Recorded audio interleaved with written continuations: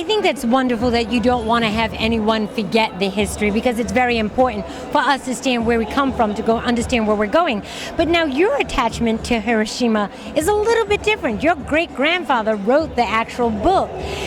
Was that an influence as to why you decided to become involved in this project? Yeah, I mean, Taku is my friend, and we've been working together on projects for about 8 years. And Taku's had a long-standing commitment to the stories of the survivors of the atomic bomb. So I've been going and attending events of Taku's over the last 10 years or so.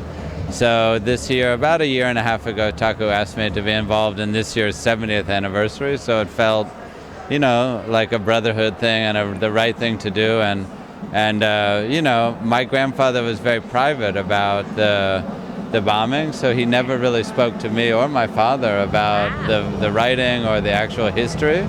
So it was kind of new to me, but it certainly opened my eyes to the history. And we've spent a really detailed year and really talking with a number of 8 or 9 survivors of the bomb that really, you know, shared what's broad about humanity, what's terrible, what's horrible, and also what's beautiful, and that there's joy after some of the darkest moments in life. You know, it was a very refreshing.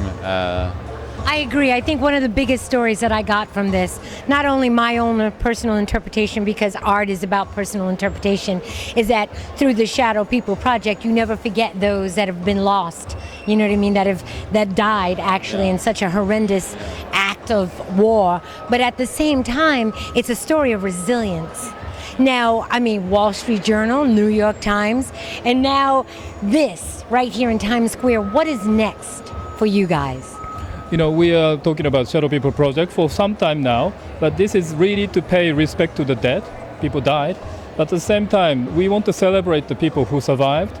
They've been telling their stories, hard stories, untellable stories, in order to tell the world this never happens again. Amen. They've been making sure that never happens again. So we pay respect and we pay thank you to those survivors. So that's the Shadow People Project, and art is a very important part of it. And we're really looking broader. How do we create a broader awareness of people in the shadow of opportunity, people in the shadows of war?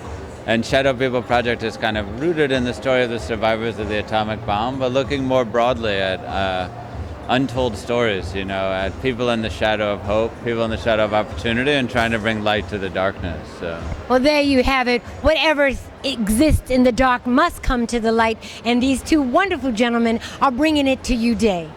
All in a Day with Amelia is more. We'll be right back.